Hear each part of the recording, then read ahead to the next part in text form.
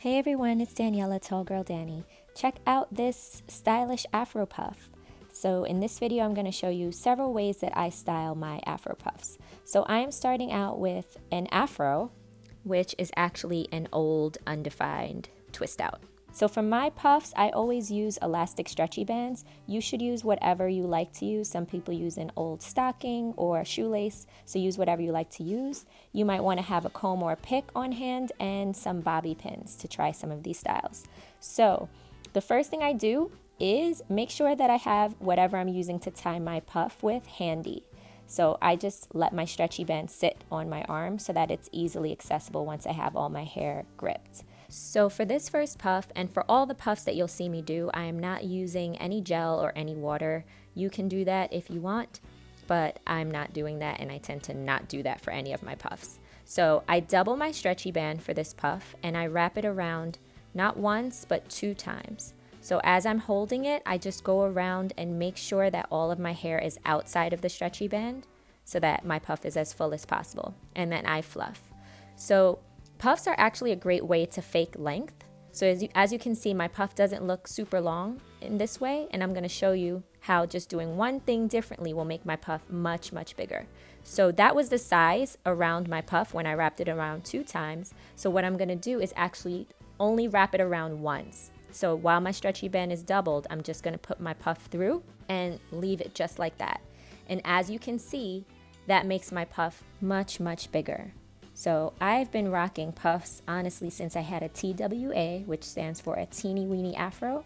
And what I did was I would just have to put my stretchy band much closer to the crown of my hair. So another way that I often would put puffs is by wrapping it around my neck and then smoothing it up. But as you can see, if your stretchy band is not long enough, that will not work. So I'm using a thicker stretchy band right now, and I am going to do a slightly different puff. So this one, again, I'm just going to wrap around once. And this one is more like a headband, so this is looser than the other puff. And this is going to be the puff that you saw basically at the beginning of the video. So I'm just fluffing and bringing my hair over to one side to make it asymmetrical. And I'm using bobby pins to secure the headband in place. So when you have a headband that is loose, you can still use it to get a great puff, but you should just secure it with some bobby pins just to make sure that it stays put. So I'm fluffing and pushing my hair in the direction that I want it to go, and also just applying the bobby pin directly to the headband so that it stays where I want it to stay. So another thing that I just want to make note of is that some people like to pick out their hair before they put it in their puff, and some people like to pick it out after. You won't see me picking my hair out much because my hair is already pretty voluminous, but this is the final look for that puff. And whenever you're taking your puffs down, just remember, if you put bobby pins in, to carefully take them out before you try to just snatch the band out. So this next puff will be similar to the last one, except it'll be more in the middle. So the last puff was asymmetrical. This one is going to be just more centered. And I'm also pushing my hair more forward to create the look of bangs. So again, I'm doing the same thing, but it's just a matter of putting my hair in the direction that I want it to go and using the bobby pins to assist with that.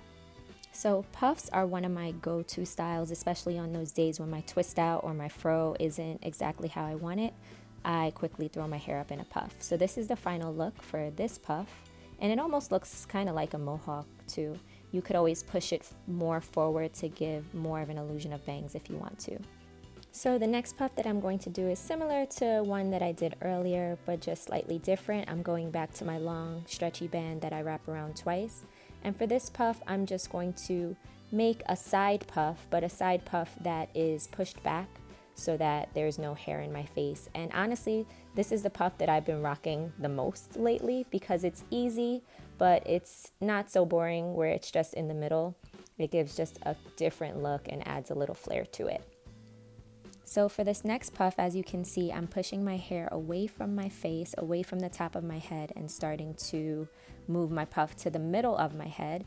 And I'm using the same stretchy band that I used for the last puff, the long one that I double all the time. And as you can see, I was having a little bit of a hard time with that. But with this one, it's just a puff that's in the middle. So again, look at how big and voluminous this puff looks versus the puffs that were on top of my head, even when I used the same stretchy band and the same number of times wrapping it around. So all puffs are not created equal. Depending on where you place it, what stretchy band you use, how many times you wrap it around, you can really get different looks, which is really awesome when you think about it. So I'm keeping my puff in the same place, but I wrapped the stretchy band around 2 times. So this is a puff that's in the middle of my head, but it's more concise. And you can spice it up by adding parts and things like that. Again, the length of your hair is going to determine, you know, how far back you can rock your puffs. I wasn't able to do middle and low puffs until my hair got to be a certain length. But later on in this video, I'll show you a little hack for how you can get away with that. So for this next puff, I actually have a little part and I'm bringing my puff down even lower.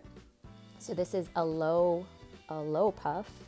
And again, if your hair is not long enough, this is probably going to be a struggle. I don't think I was able to get a low puff until maybe year 3, if I'm not mistaken. So for this next look, I'm actually going to do 2 puffs. So I'm just dividing my hair in half and putting 1 puff in the back, and then I'm going to put another puff at the top. So especially if your hair isn't as long, this is a good way to get a high puff hack by making 2 puffs. So from the front it looks like 1 puff, but from the side it'll be 2 puffs. And depending on how close you bring the 2 puffs together, you can actually get a look that's more like a mohawk. So I'm actually just moving the bottom puff up a little bit more, and then I have a look that's more like a mohawk. And again, my hair is super thick. If your hair is not as thick as mine, you might have to do a little bit more picking and things like that and pinning, but you can achieve this look even if your hair isn't as thick.